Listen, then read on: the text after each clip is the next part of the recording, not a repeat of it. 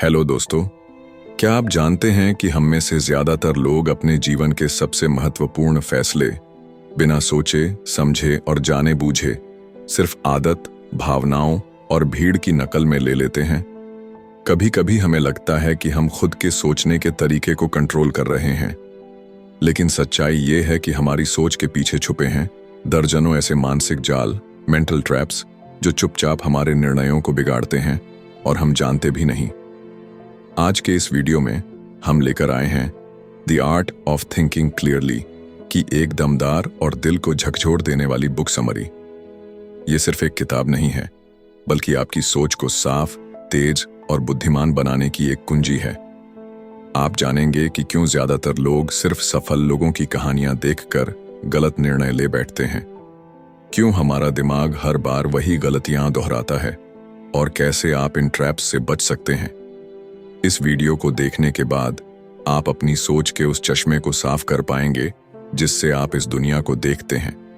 तो चलिए शुरू करते हैं बुकपीडिया पर, जहां किताबें बोलती हैं और सोच बदलती है।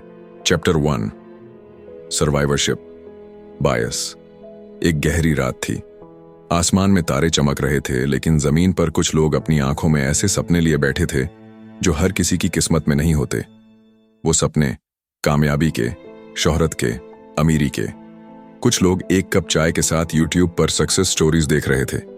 किसी की आंखें इलॉन मस्क की तरह चमक रही थीं, कोई स्टीव जॉब्स जैसा बनने की सोच रहा था, और किसी के दिल में बस यही सवाल था, अगर ये लोग कर सकते हैं तो मैं क्यों नहीं। लेकिन क्या आपने कभी सोचा है कि उन हजारों लाखों लोगों का क्या हुआ जो उसी रास्ते पर चले लेकिन कहीं गुम हो गए, जिनके नाम आज कोई नहीं जानता, जिनकी कहानी कभी किसी टेड टॉक में नहीं सुनाई गई। वहीं से जन्म लेता है एक ऐसा मानसिक धोखा जो हमारे सोचने के तरीके को जड़ से हिला देता है। नाम है सर्वाइवरशिप बायस। आपने गौर किया होगा, जब भी हम किसी सफल इंसान को देखते हैं तो हम उनकी मेहनत, लगन और काबिलियत पर ध्यान देते हैं, लेकिन हम भूल जाते हैं उन अनगिनत लोगों को जिन्होंने वही किया, शायद उससे भी ज्यादा किया, लेकिन आज उनका नाम कहीं नहीं है। क्यों? क्योंकि हम सिर्फ उन लोगों को देख पाते हैं जो जिंदा बचे हैं, जो सरवाइव कर गए। जैसे एक युद्ध के मैदान में सिर्फ वो सैनिक दिखाई देते हैं जो वापस लौट आते हैं। हम उनकी कहानियों से सीखते हैं, उनके मेडल्स से प्रेरणा लेते हैं, लेकिन जो कभी लौटे ही नहीं, उनकी कहानियां इतिहास में दब जाती हैं। अब एक कहानी सुनिए। दूसरे विश्व युद्ध के दौरान अमेरिका की एयर फोर्स ने एक मिशन चलाया। उन्होंने उन बम वर्षक विमानों की स्टडी की जो युद्ध से सही सलामत लौटे थे। हर प्लेन पर गोलियों के निशान थे और इंजीनियर तय कर रहे थे कि अगली बार उन्हीं हिस्सों को और मजबूत बनाया जाए जहां गोलियां लगी थीं। लेकिन तभी एक शांत आवाज आई, नहीं, हमें उन हिस्सों को मजबूत करना चाहिए जहां गोलियां नहीं लगीं। सब चौंक गए। क्यों? क्योंकि जो विमान लौटे वो गोलियों के बावजूद बच गए, लेकिन जो नहीं लौटे शायद उन्हीं हिस्सों में गोली लगी थी जो अब तक अनटच्ड लग रहे थे। इसका मतलब हमें सिर्फ बच जाने वालों को देखकर निर्णय नहीं लेना चाहिए, वरना हम गलत दिशा में सोचते हैं। अब जरा सोचिए, आपने कितनी बार किसी सक्सेसफुल यूट्यूबर की स्टोरी देखी है जिसने बताया, मैंने कॉलेज छोड़ा, 1 साल तक वीडियो बनाए और आज मेरे पास करोड़ों का एम्पायर है। और आपने भी सोचा, मुझे भी यही करना चाहिए। लेकिन क्या आपने देखा कि उन हजारों लोगों का क्या हुआ जिन्होंने कॉलेज छोड़ा, वीडियो बनाए और फिर किसी जॉब के लिए हाथ फैलाते रहे? इसी भ्रम का नाम है सर्वाइवरशिप बायस। आप जिम जाते हैं और एक ट्रांसफॉर्मेशन वीडियो देखते हैं। एक लड़का 6 महीने में 6 पैक बना चुका है। आप सोचते हैं, मैं भी कर सकता हूं। लेकिन कोई नहीं बताता उन 100 लड़कों की कहानी जो 3 महीने में ही हार मानकर घर बैठ गए, क्योंकि प्रोग्रेस नहीं हो रही थी, क्योंकि उनकी स्टोरी यूट्यूब के लिए इंस्पायरिंग नहीं थी। असल में दुनिया को सिर्फ जीतने वालों की आदत है, पर जो लोग हारते हैं उनकी खामोशी में वो सच्चाई होती है जिसे हम सुनना ही नहीं चाहते।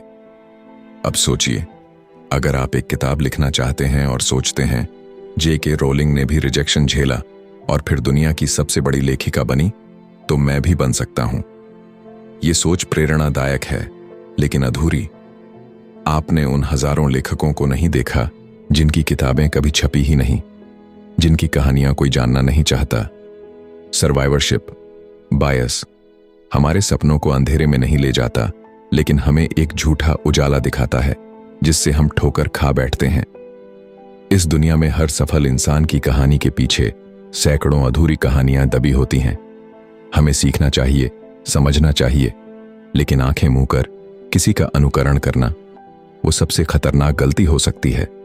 कभी कभी सबसे बड़ी सीख हमें हारने वालों की चुप्पी में मिलती है, न कि जीतने वालों की चमक में।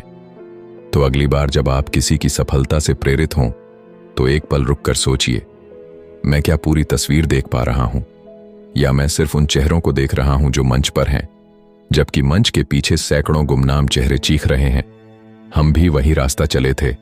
सोचिए, क्या आप भी उन गुमनाम चेहरों में शामिल होना चाहेंगे जो सिर्फ किसी कहानी की छाया बन जाते हैं, या आप उस इंसान की तरह बनना चाहेंगे जो सोच समझकर, पूरी सच्चाई देखकर अपनी राह खुद चुनता है? अब फैसला आपका है दोस्तों। अगर आप इस चैनल पर नए हैं और अभी तक चैनल सब्सक्राइब नहीं किया है तो अभी करें। चैप्टर 2 कॉन्फर्मेशन बायस। सुबह के 8 बजे हैं।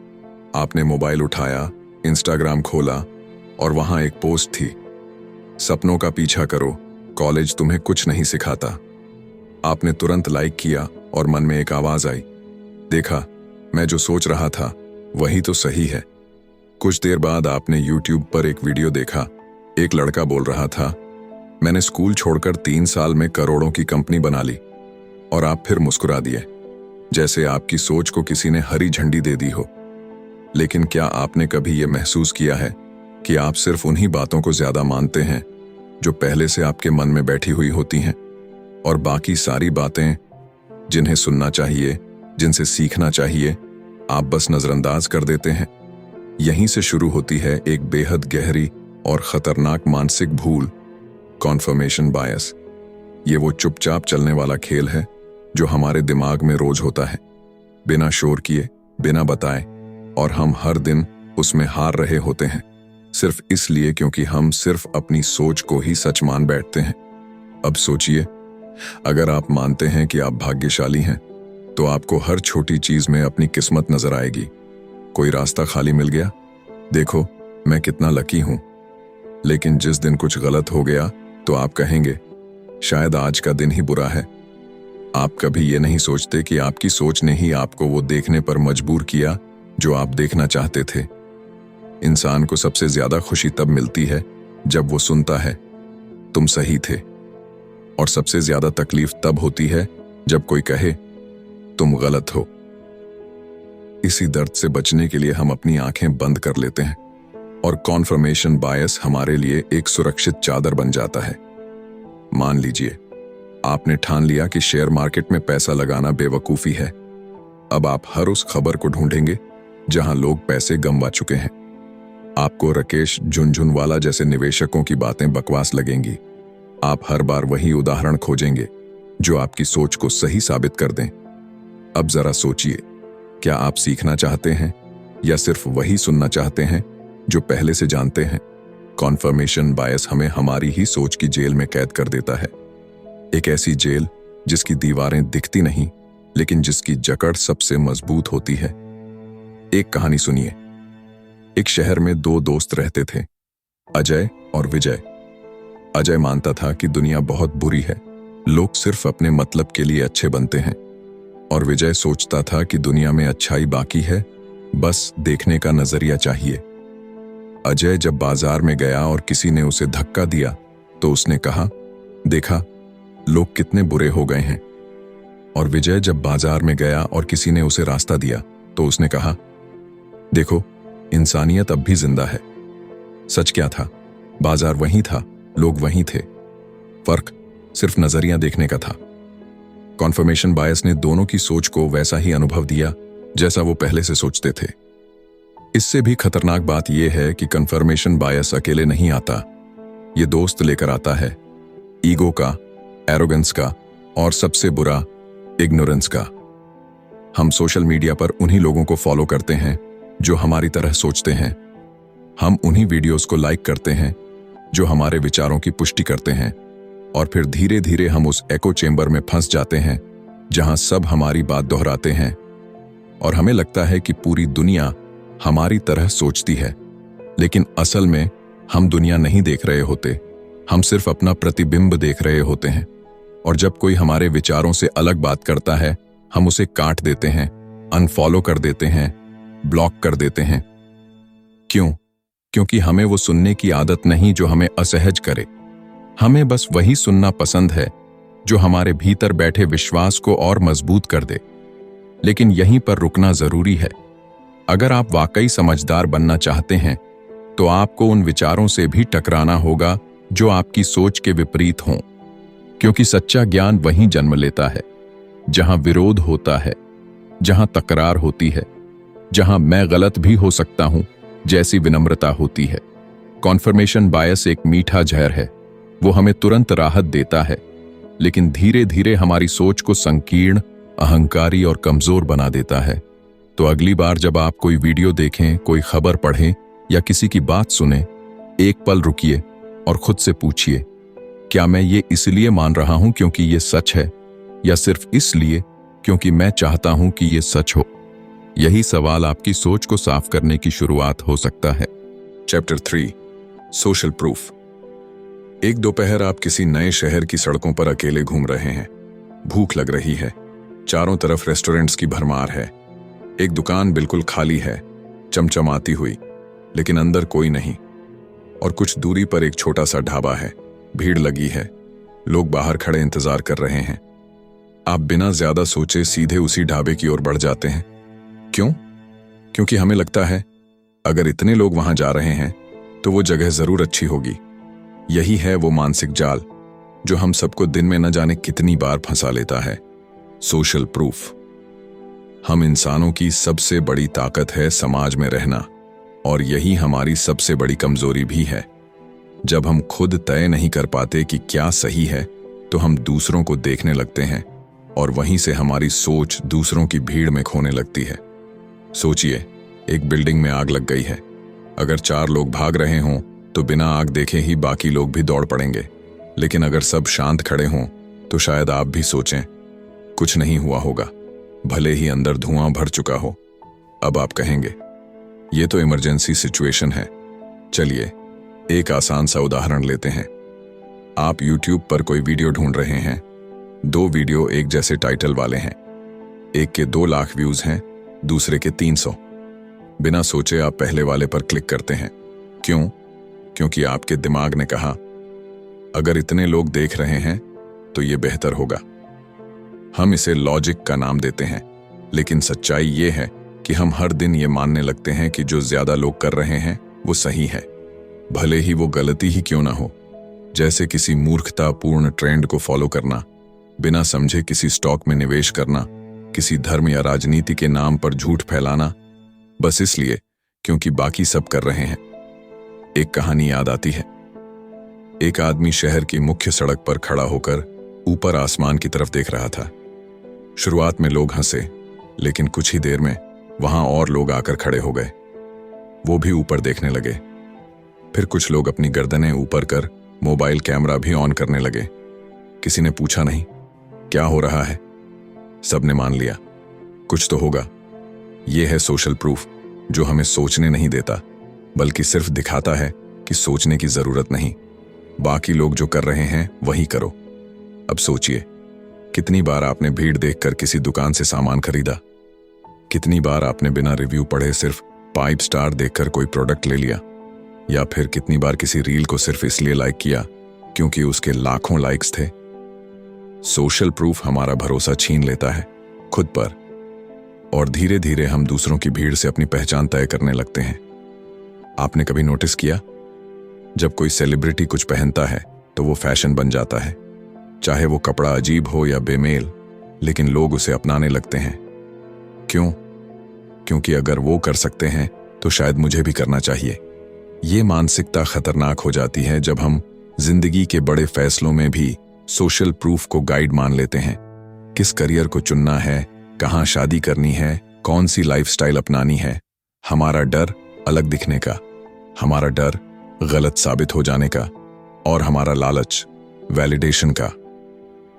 ये तीनों सोशल प्रूफ को और ताकतवर बनाते हैं, लेकिन हर बार भीड़ सही नहीं होती। टाइटैनिक के डूबने से पहले भी लोग डांस कर रहे थे और वो सब एक दूसरे को देखकर निश्चिंत हो रहे थे। किसी ने खुद जाकर नहीं देखा कि आइसबर्ग कितना बड़ा है, और जब देखा तब बहुत देर हो चुकी थी। सोशल प्रूफ का मतलब ये नहीं कि आप अकेले चलें, लेकिन इसका मतलब ये जरूर है जब भी कोई फैसला लें तो सोचें, क्या ये मैं खुद सोचकर कर रहा हूं या सिर्फ इसलिए क्योंकि सब ऐसा कर रहे हैं? क्योंकि अगर आप खुद नहीं सोचेंगे तो कोई और आपके लिए सोचेगा, और तब आपकी जिंदगी किसी और की भीड़ में गुम हो जाएगी। अब जरा रुकिए और अपने आज के डिसीजंस को दोबारा देखिए। क्या उनमें से कोई डिसीजन ऐसा था जो सिर्फ इसलिए लिया गया क्योंकि बाकी सब यही कर रहे थे? अगर हां, तो आज से उसे बदलिए, क्योंकि सच्चा सोचने वाला वो होता है जो भीड़ में भी अपनी सोच को जिंदा रखे। Chapter 4, sunk cost fallacy. सोचिए, आप एक मूवी थिएटर में हैं। आपने 300 रुपए का टिकट खरीदा है। फिल्म शुरू होती है और पहले 15 मिनट में ही आपको लगने लगता है ये फिल्म तो बकवास है, लेकिन फिर भी आप उठते नहीं, बाहर नहीं जाते। क्यों? क्योंकि आपके दिमाग में एक आवाज चल रही होती है, 300 रुपये दिए हैं, अब तो पूरी देखनी पड़ेगी। यहीं जन्म लेता है एक ऐसा मानसिक धोखा जो दिखता तो बड़ा समझदारी वाला है, लेकिन अंदर ही अंदर हमें गलत फैसलों में बांधता चला जाता है। इसका नाम है संक कॉस्ट फैलेसी। कई बार हम किसी रिश्ते में होते हैं जो टूट चुका है, जिसमें अब कोई वार्मथ नहीं बची, न समझदारी, लेकिन फिर भी हम टिके रहते हैं क्योंकि हमने उसमें सालों दिए हैं। हमारी भावनाएं, हमारी मेहनत, हमारी उम्मीदें, सब कुछ लगा रखा है। हम सोचते हैं इतना कुछ दे चुके हैं, अब छोड़ना बेवकूफी होगी। लेकिन सच्चाई यह है कि वहीं टिके रहना असल बेवकूफी है। कभी आपने किसी प्रोजेक्ट पर महीनों लगाए हों और फिर आपको समझ आ जाए कि यह काम नहीं करेगा, लेकिन फिर भी आप उसे छोड़ नहीं पाते। क्यों? क्योंकि आपने उसमें ऑलरेडी इतना समय और ऊर्जा खर्च कर दी होती है कि अब पीछे हटना ईगो की हार लगती है। लेकिन क्या आपने सोचा है वो समय, वो पैसा, वो मेहनत जो आप पहले ही खर्च कर चुके हैं, वो अब कभी वापस नहीं आएगी। वो संक हो चुकी है, जैसे पानी में डूबा जहाज जो अब फिर नहीं उभरेगा। और अगर आप उसी के नाम पर आगे भी और नुकसान करते जाएं, तो वो नुकसान सिर्फ बड़ा होता जाएगा। एक बार की बात है, एक आदमी रेगिस्तान से गुजर रहा था। उसका ऊंट मर गया, लेकिन उसके पास इतना सामान था कि वो सोच नहीं पा रहा था क्या छोड़ूं और क्या साथ ले जाऊं। हर चीज से उसका लगाव जुड़ा हुआ था, हर बोझ उसके पैसों से खरीदा गया था। वो आगे चलता गया, सामान नहीं छोड़ा, और कुछ ही किलोमीटर बाद डिहाइड्रेशन से उसकी जान चली गई। अगर उसने पहले ही अनावश्यक बोझ छोड़ दिया होता तो शायद आज वो जिंदा होता। हम भी ऐसा ही करते हैं, अपने डिसीजंस में, अपने रिश्तों में, अपने करियर में। हम सोचते हैं मैंने 3 साल इस कॉलेज में पढ़ाई की है, अब तो डिग्री लेकर ही छोड़ूंगा, भले ही वो कोर्स आपकी आत्मा को मार रहा हो। या फिर मैंने इस बिजनेस में लाखों डाले हैं, अब छोड़ दिया तो सब बेकार चला जाएगा। लेकिन जरा रुककर सोचिए, क्या आप उसी रास्ते पर चलते रहेंगे जो सिर्फ अंधेरे में ले जाता है, सिर्फ इसलिए क्योंकि आपने उस रास्ते पर अब तक चलने में बहुत कुछ खोया है? क्या आप अपने भविष्य को भी उसी गलती के हवाले कर देंगे जो अतीत में हो चुकी है? संक कॉस्ट फैलेसी हमें गिल्ट का एहसास देता है कि अगर हम अभी पीछे हटे तो मानो सब कुछ व्यर्थ चला जाएगा। लेकिन जो व्यर्थ हो चुका है वो पहले ही हो चुका है। अब जरूरत है खुद को बचाने की, आगे की राह को बदलने की। सच तो ये है, बहादुरी तब होती है जब आप ये स्वीकार करते हैं कि मैंने गलती की और फिर उस रास्ते से वापस मुड़ते हैं, क्योंकि वहीं से एक नई शुरुआत होती है, वहीं से असली बुद्धिमानी की पहचान होती है। तो अगली बार जब आप खुद को ये कहते हुए सुने, अब तो बहुत पैसा लग चुका है, अब छोड़ना नहीं चाहिए, तो खुद से एक सवाल जरूर पूछिए, क्या मैं आगे नुकसान से बच रहा हूं या सिर्फ पुराने नुकसान को सही ठहराने की कोशिश कर रहा हूं? जवाब अगर सच्चे दिल से देंगे तो शायद आपकी जिंदगी की दिशा हमेशा के लिए बदल जाएगी। चैप्टर 5, हाइंडसाइट बायस। एक दोपहर की बात है। बारिश हो रही थी। खिड़की के बाहर पानी की बूंदें लगातार शीशे पर गिर रही थीं। कमरे में बैठे दो दोस्त चाय पी रहे थे और एक बड़ा मैच टीवी पर चल रहा था। आखिरी ओवर, आखिरी बॉल, और तभी चौका लग गया। टीम जीत गई। एक दोस्त बोला, मैंने तो पहले ही कहा था यही प्लेयर मैच जिताएगा। दूसरे ने मुस्कुराकर पूछा, कब कहाँ था? पहला बोला, यार पहले ही पता था मुझे, इसका अंदाजा था, ऑब्वियस था। लेकिन सच्चाई यह थी कि उसने ऐसा कुछ नहीं कहा था। उसे भी नहीं पता था क्या होने वाला है। यही है हाइंडसाइट बायस, एक ऐसा भ्रम जो हर किसी को कभी ना कभी जरूर होता है। और सबसे खतरनाक बात यह है कि हमें इसका एहसास भी नहीं होता। हम सोचते हैं, मुझे पहले ही लग रहा था कि यह होने वाला है। लेकिन सच्चाई, हम सिर्फ बाद में जानकर उस जानकारी को अपने भूतकाल के अनुभव में फिट करने लगते हैं।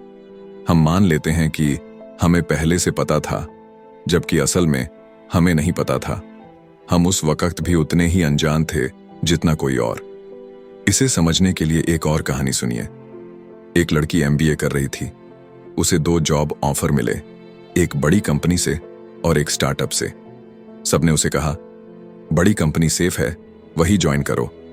लेकिन उसने रिस्क लिया और स्टार्टअप ज्वाइन किया। 2 साल बाद वो स्टार्टअप यूनिकॉर्न बन गया और वह लड़की करोड़ों की मालकिन बन गई। अब वही लोग कहते हैं, हमें तो पता था ये लड़की कहीं ना कहीं धमाका करेगी। लेकिन 2 साल पहले वही लोग उसे पागल कह रहे थे। क्यों? क्योंकि नतीजा सामने आ चुका है। और जब नतीजा सामने होता है तो हमारा दिमाग बड़ी सफाई से पीछे की कहानी को नया रूप दे देता है, जैसे सब कुछ पहले से तय था। हाइंडसाइट बायस हमारे दिमाग को धोखे का चश्मा पहना देता है, जिससे हम अपनी ही समझ को ओवर एस्टिमेट करने लगते हैं। हम सोचते हैं, मैं तो पहले से होशियार था, मुझे तो सब मालूम था। पर जब वही चीज घट रही होती है, तब हम भी डर, संदेह और भ्रम से जूझ रहे होते हैं। यही बायस हमें सबसे ज्यादा नुकसान तब पहुंचाता है जब हम सीखने की कोशिश करते हैं। अगर हमें लगता है कि हमें सब पहले से पता था, तो हम कुछ नया सीख ही नहीं सकते। हम हर गलती को ऑब्वियस मान लेते हैं, जबकि असल में वो ऑब्वियस नहीं थी, वो सिर्फ हाइंडसाइट में साफ लग रही है। सोचिए, एक स्टॉक गिर गया। हम कहते हैं, ये तो गिरना ही था, इसका तो पहले से पता था। पर जब वही स्टॉक 2 दिन पहले उछल रहा था, तब कोई नहीं बोल रहा था, अब ये गिरेगा। एक एक्सीडेंट हुआ तो हम कहते हैं, इस रोड पर तो पहले भी हादसे हुए हैं, किसी ने ध्यान क्यों नहीं दिया। हम इतिहास को ऐसे देखते हैं जैसे वो एक सीधी रेखा थी जिसकी दिशा पहले से तय थी। लेकिन हकीकत यह है कि भविष्य हमेशा धुंधला होता है। उसमें अनिश्चितता होती है, डर होता है, कंफ्यूजन होता है। और जो इंसान ये मान ले कि उसे सब पता था, वो ना तो खुद से सीख सकता है, ना दूसरों से। हाइंडसाइट बायस न सिर्फ हमारे सोचने के तरीके को प्रभावित करता है, बल्कि ये हमारी दूसरों की गलतियों के प्रति समझ को भी मार देता है। हम कह देते हैं, इसने गलत फैसला लिया, जबकि ये तो साफ था कि ऐसा होगा। पर क्या सच में जब वो इंसान उस मोड़ पर खड़ा था, तब क्या उसका रास्ता वाकई इतना साफ था? हर कोई अपने टाइमलाइन में अंधेरे में चल रहा होता है। हमें रास्ता तभी दिखता है जब हम पीछे मुड़कर देखते हैं। इसलिए सच्ची समझदारी तब है जब हम अपनी पुरानी सोच को ईमानदारी से देख पाएं, न कि उसे अपनी आज की जानकारी से रंग दें। तो अगली बार जब आप कहें, मुझे पहले से पता था, तो एक पल रुकिए और खुद से पूछिए, क्या सच में, या ये सिर्फ मेरा दिमाग मुझे जीत दिलाने की कोशिश कर रहा है? क्योंकि जो इंसान ये मान ले कि वो हमेशा सही नहीं था, वही आगे जाकर सबसे ज्यादा समझदार बनता है। Chapter 6 loss aversion. एक आदमी था, नाम था रोहन। उसकी जिंदगी में सब कुछ ठीक चल रहा था। एक स्टेडी जॉब, परिवार, सेविंग्स और एक सिंपल सा सपना, अपनी खुद की दुकान खोलने का। सालों से वो पैसे बचा रहा था, रिसर्च कर रहा था, प्लान बना रहा था।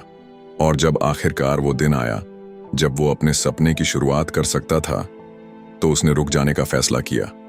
क्यों?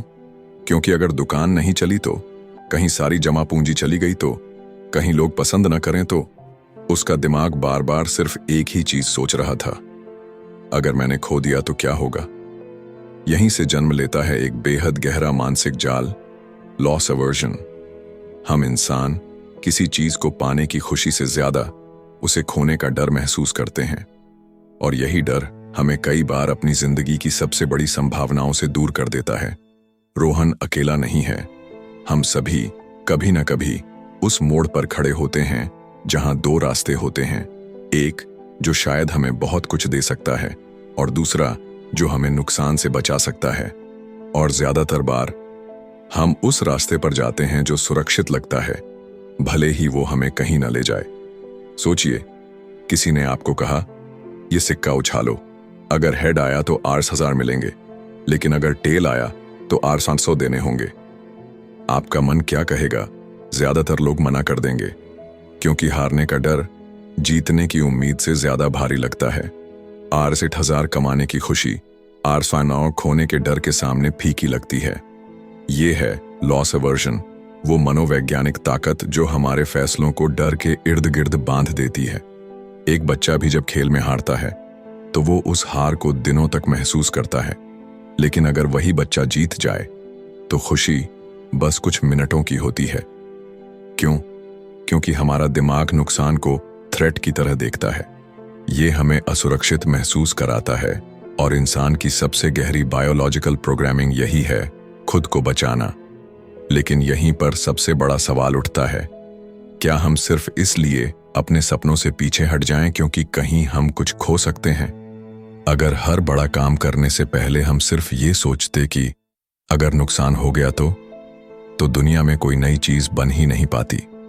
कोई भी लेखक किताब नहीं लिखता, कोई भी बिजनेसमैन शुरुआत नहीं करता, कोई भी प्यार में नहीं पड़ता। अगर लॉस अवर्जन को ही हम जीवन का गाइड बना लें। पर यहीं एक और सच छिपा है, हम हर नुकसान से नहीं डरते, सिर्फ खास नुकसान से डरते हैं, जो हमारी पहचान को हिला दे, हमारी इज्जत को तोड़ दे, या फिर हमारे ईगो को चोट पहुंचाए। सोचिए, कोई अपने टॉक्सिक रिश्ते में इसलिए पड़ा रहता है क्योंकि अगर वो रिश्ता टूटा तो लोग क्या कहेंगे, या फिर इसलिए कि इतने साल दे दिए, अब छोड़ दिया तो सब बेकार चला जाएगा। हम चीजें नहीं छोड़ते क्योंकि हमने उन्हें पाने में बहुत कुछ खर्च कर दिया होता है, वक्त, इमोशन, पैसा, पहचान। लॉस अवर्जन हमारी यादों में इतना गहराई से बैठ चुका होता है कि हम भविष्य की संभावना की जगह अतीत के निवेश से बंधे रहते हैं। लेकिन अगर हर डर को आप सच मान लेंगे तो आप कभी आगे नहीं बढ़ पाएंगे। लॉस अवर्जन को समझने और उससे ऊपर उठने के लिए हमें खुद से एक सीधा सवाल पूछना होगा, क्या मैं इस फैसले से पीछे हट रहा हूं क्योंकि वो सही नहीं है, या सिर्फ इसलिए क्योंकि मैं नुकसान से डर रहा हूं? जवाब अगर ईमानदारी से देंगे तो आपको समझ आ जाएगा कि ज्यादातर बार आप उस दरवाजे को खोलने से डरते हैं जिसके पीछे पूरी जिंदगी आपका इंतजार कर रही होती है। तो अगली बार जब जिंदगी आपको कोई मौका दे तो सिर्फ ये सोचकर पीछे मत हटिए, अगर मैं हार गया तो। कभी ये भी सोचिए, अगर मैंने ये मौका खो दिया तो। क्योंकि असली नुकसान वो नहीं होता जो हमारे पास है और चला जाता है। असली नुकसान वो होता है जो हमारे पास आ सकता था, पर हमने डर के कारण उसे अपनाया ही नहीं। Chapter 7, hello effect. एक लड़की कॉलेज के पहले दिन क्लास में दाखिल होती है। उसका चेहरा शांत है, कपड़े सलीके से पहने हुए हैं, चाल में आत्मविश्वास है, मुस्कान सौम्य है। क्लास के बाकी छात्र उसे पहली ही नजर में पसंद करने लगते हैं। कोई सोचता है, ये तो जरूर टॉपर होगी। कोई कहता है, बहुत कल्चर्ड लगती है। कुछ लड़के उसे स्मार्ट, सिंसियर और इंटेलिजेंट समझने लगते हैं, बस पहली झलक से। लेकिन किसी को नहीं पता कि वो पढ़ाई में औसत है, घर में टूटे हुए रिश्तों से जूझ रही है और कॉलेज में बस खुद को दोबारा ढूंढने आई है। अब सोचिए, इतना सब कुछ सिर्फ उसके चेहरे, चाल और मुस्कान से क्यों मान लिया गया? यही है हेलो इफेक्ट, एक ऐसा भ्रम जो हमारी सोच को एक सुंदर मुखौटे के पीछे छिपे सच से भटका देता है। हेलो इफेक्ट का मतलब है, अगर किसी इंसान का एक गुण हमें अच्छा लगता है तो हम मान लेते हैं कि उसके बाकी सारे गुण भी वैसे ही अच्छे होंगे। किसी का लुक अच्छा है तो हम मान लेते हैं कि वो समझदार भी होगा, ईमानदार भी होगा, मेहनती भी होगा। किसी की इंग्लिश शानदार है तो हम सोचते हैं ये तो बहुत इंटेलिजेंट होगा। किसी की सोशल मीडिया प्रोफाइल एस्थेटिक है तो हम सोचते हैं ये जरूर खुशहाल जिंदगी जी रहा होगा। लेकिन सच्चाई क्या होती है? हो सकता है वही सुंदर चेहरा दूसरों का इस्तेमाल करता हो, वही पॉलिश्ड एक्सेंट वाला इंसान आपकी पीठ पीछे आपकी बेइज्जती करता हो, और वही परफेक्ट दिखने वाली जिंदगी अंदर से पूरी तरह खाली हो। हेलो इफेक्ट एक तरह का मानसिक शॉर्टकट है। हमारा दिमाग पूरी सच्चाई जानने की मेहनत नहीं करना चाहता। वो चाहता है जल्दी फैसला लेना, और अगर उसे कुछ अच्छा दिख गया तो वो बाकी सब कुछ वैसा ही मान लेता है। एक इंटरव्यू में अगर उम्मीदवार स्मार्टली ड्रेस्ड है, अच्छे से मुस्कुरा रहा है और आत्मविश्वास से बोल रहा है, तो इंटरव्यूअर अक्सर ये मान लेते हैं कि वो जॉब के लिए परफेक्ट होगा, भले ही उसकी स्किल्स औसत हों। किसी प्रोडक्ट की पैकिंग अगर दमदार है तो लोग खरीद लेते हैं बिना इंग्रेडिएंट्स पढ़े, क्योंकि पैकिंग देखकर दिमाग कहता है ये चीज अच्छी होगी। हेलो इफेक्ट हमें धोखा नहीं देता, हम खुद को धोखा दे देते हैं। अब सोचिए, आपने कितनी बार सिर्फ इसलिए किसी को पसंद किया क्योंकि वो अच्छा दिखता था, या फिर आपने किसी से पहली ही मुलाकात में ये तय कर लिया कि वो भरोसेमंद है, सिर्फ इसलिए क्योंकि उसकी आंखों में मासूमियत थी। हम इंसानों को लेबल्स पसंद है। हम चीजों को जल्दी कैटेगराइज करना चाहते हैं। ये अच्छा है, ये बुरा है, ये काबिल है, ये बेकार है। लेकिन इंसान किसी एक क्वालिटी से परिभाषित नहीं हो सकता। अच्छाई एक चेहरे से नहीं टपकती और बुराई हमेशा गंदे लिबास में नहीं आती। हेलो इफेक्ट का सबसे बड़ा नुकसान ये है, हम किसी की एक क्वालिटी से प्रभावित होकर उसके फ्लॉज को नजरअंदाज कर देते हैं। एक बार की बात है, एक स्कूल में नया टीचर आया, दिखने में शार्प, एक्सेंट शानदार, बातें मन मोह लेने वाली। पहले हफ्ते में ही बच्चे, माता पिता और बाकी स्टाफ ने उसे पसंद करना शुरू कर दिया। पर धीरे धीरे सामने आने लगा कि वो बच्चों के डाउट्स अनदेखा करता है, क्लास की असल जरूरतों से कटा कटा रहता है। लेकिन तब भी लोग बोले, अरे नहीं, वो तो बहुत अच्छा टीचर है, इतना चार्म है उसमें। वो चार्म जो सच्चाई को ढक रहा था। हेलो इफेक्ट का जाल सिर्फ दूसरों के लिए नहीं, हमारे खुद के लिए भी खतरनाक होता है। अगर किसी ने एक बार हमें स्मार्ट कहा तो हम मान लेते हैं कि हम हर चीज में स्मार्ट हैं, और जब कोई हमारी किसी गलती की तरफ इशारा करता है तो हमें बुरा लगता है, ईगो हर्ट होती है। क्यों? क्योंकि हमने खुद को एक इमेज में बांध लिया होता है, और जब कोई उस इमेज को तोड़ता है तो हमें खुद से डर लगने लगता है। इसलिए अगली बार जब आप किसी को देखकर या सुनकर उसके बारे में कोई फैसला लें तो एक पल रुकिए, सोचिए, क्या मैं इस इंसान को पूरी तरह जानता हूं या सिर्फ उसकी किसी एक चीज से इतना प्रभावित हूं कि बाकी सब क्वालिटीज मैं खुद ही जोड़ रहा हूं। क्योंकि हर चमकती चीज सोना नहीं होती और हर मुस्कुराता चेहरा खुश नहीं होता। कंक्लूजन, कभी आपने गौर किया है कि हम दिन भर फैसले लेते रहते हैं, छोटे बड़े जरूरी बेवजह, लेकिन इन फैसलों के पीछे जो असली कहानी चलती है वो हमारी सोच के तरीके में छुपी होती है। The art of thinking clearly सिर्फ एक किताब नहीं है, ये एक दर्पण है जो हमें हमारे अंदर छिपी उन मानसिक गलतियों को दिखाता है जिन्हें हम हर दिन दोहराते हैं और अनजाने में खुद को ही नुकसान पहुंचाते हैं। चाहे वो सर्वाइवरशिप बायस हो जो हमें सिर्फ जीतने वालों की कहानी दिखाता है, या कन्फर्मेशन बायस जो हमें वही सुनने पर मजबूर करता है जो हम पहले से मानते हैं, या फिर लॉस अवर्जन जो हमें डर के कारण सपनों से दूर कर देता है। इन सभी बायसेस में एक बात समान है, ये हमारे सोचने की शक्ति को चुपचाप अंदर से खोखला करते हैं, और जब तक हमें इनका पता नहीं चलता हम समझते रहते हैं कि हम बहुत सही सोच रहे हैं, जबकि असल में हम एक इल्यूजन में जी रहे होते हैं। लेकिन इस किताब ने हमें वो चाबी दी है जिससे हम अपनी सोच की असल जड़ को खोल सकते हैं। अब जब आप अगली बार कोई फैसला लें तो सिर्फ दिमाग से नहीं, जागरूकता से सोचिए, क्योंकि साफ सोच वही है जो बायस से ऊपर उठकर सच्चाई को खुले दिल और खुले दिमाग से देख सके। आपकी जिंदगी में क्लैरिटी तभी आएगी जब आप खुद की सोच पर सवाल करना सीख जाएंगे। तो चलिए, अब जब आप इस वीडियो से जा रहे हैं तो एक सवाल लेकर जाएं, मैं अपनी सोच को कितना साफ देख पा रहा हूं?